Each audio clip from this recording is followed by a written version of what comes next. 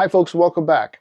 This is kind of a different situation here. If you've landed on this video, it is a part 2 of a video I published this morning that abruptly ended too soon. There was a problem with the drive I was copying to or rendering to, and apparently once it's out of memory, it just stops rendering, but it didn't let me know, and I uploaded a video that was cut off short at the end, and now that video is doing super well, so I don't want to take it down off YouTube. I thought I would just add a second video today with the ending. So without further ado, here's the conclusion to we would all be in the swamp without it. And may the 4th be with you. Thanks so much. All right, well, when I backfill these trenches with the backhoe, I like to do the first scoop or two into the trench to kind of start it, and then I will start to use the backhoe almost like a bulldozer. I will fill the bucket full of dirt and then not dump it on every time I go forward and backwards, because it kills a lot of time, and there's really no need to. Once you get that bucket full, you can push just like a dozer blade, and then I just take like a half bucket at a time and keep pushing it into the trench. And Luke is in the trench for me, standing on top of the tile, and he's also watching to make sure no big clods land right directly on top of the tile itself. You can put a clod on either side of the tile and it'll actually kind of protect it from anything that falls down. It didn't certainly take long to get this backfilled. I pushed all the clay in first that I had reserved to put in the bottom of the trench. And since this is muddy and wet towards the front up by the pond where we fixed the muskrat trench, I'm just gonna let it dry. I think I'm gonna push in what we can around that little bit of standpipe that I left stick up out of the ground. But this is too muddy for the backhoe. This is a better job for the tracked skid loader right now, actually. So it's looking good enough though. I'm gonna just run up and down through the field and blow the mud off the tires what I can. Then I'll probably go out onto the road, blow the rest of the mud off the tires, get loaded up.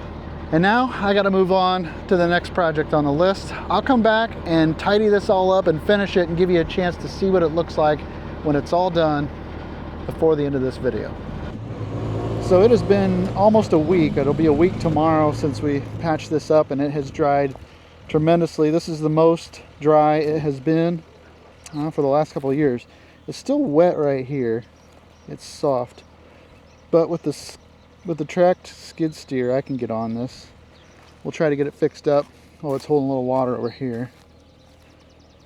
Okay, so that's gonna be muddy, but that water can't drain anywhere because it's basically dammed up in the ruts here, the tire tracks. So wow, this is really cloddy. And when these wet clods dry out, they just basically turn to concrete. We've got such heavy clay, and remember, this is how they make bricks. So they make bricks kind of out of this similar stuff. So that gets hard, like.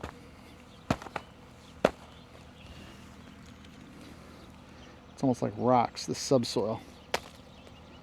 Didn't break. There we go. So I think that the right tool for this job is the compact track loader with the hydro bucket, and I can use the hydro bucket to kind of grind up this really hard dirt and all this smack that has dried out, and hopefully I can get this graded up. He wants to plant it in the next day or two, so we're gonna get this doctored up. I also have to take a load or two of the topsoil that I set back and carry it over to his house, which is right over here. This is where I work. And so we're gonna sacrifice a bucket or two because he needs it in his yard, but I think it's gonna turn out nice. It'll be interesting to see what it does look like though. I won't be able to do anything really about that mud hole, but hopefully it'll drain.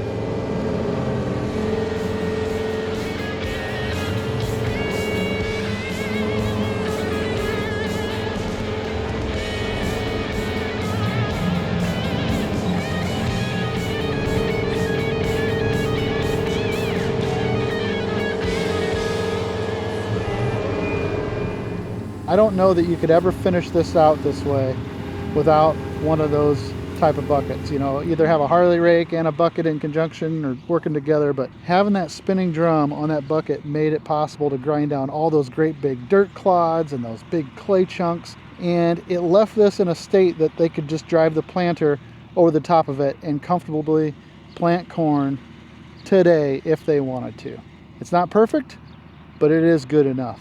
And that is the primary reason why I bought that bucket in the first place. I had a vision for doing this type of work and being able to finish with it, and it has exceeded my expectations. So, but I love that bucket, even though they're not paying me to say that. It is a good product, and if you're in this line of work and doing this kind of stuff, I would highly recommend it, just based on my limited experience with it so far. But I think this turned out great, You know, the primary reason we were here was to try to clear up this wet hole, and I think the problem was twofold. First of all, these willow trees, which are notorious for plugging tiles, you know, lived up to their stereotype, and they plugged this tile that was running through here. So that was problem number one. Problem number two was we thought an overflow was leaking from the pond, but I think it was in fact that muskrat trench. They basically burrowed right through the dike, and the pond was able to leak into the field continuously because their geothermal dumps into the pond. So we put in a tile just in case the pond continues to leak. It has somewhere to outlet directly down into the new tile.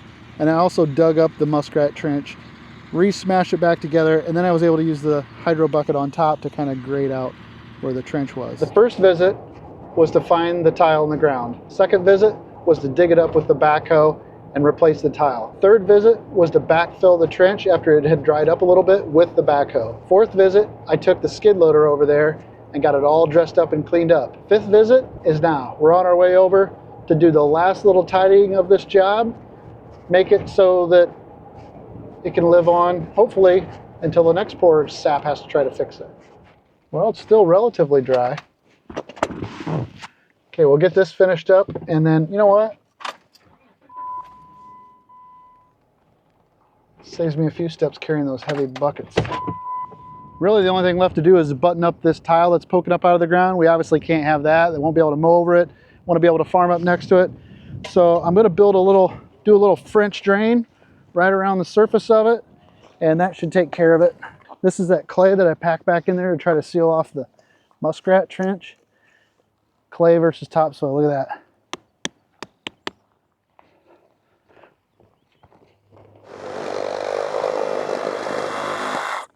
So for those of you playing along at home, this tile is obviously perforated. It has slots in it.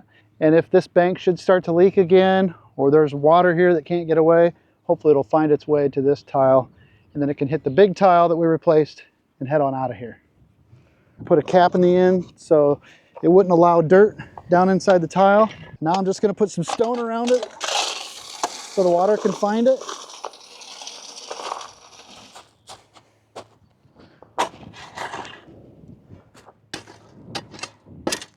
So hopefully this small little job will have a big impact on the productivity of this corner right here. And I think we're ready to move on to the next one. So with that being the case, I'd like to thank you so much for clicking on this video. I hope that you liked it. I hope that you learned something. And if I'm lucky, I'll see you in the next one. Time to take care of this Jeep as a pickup situation.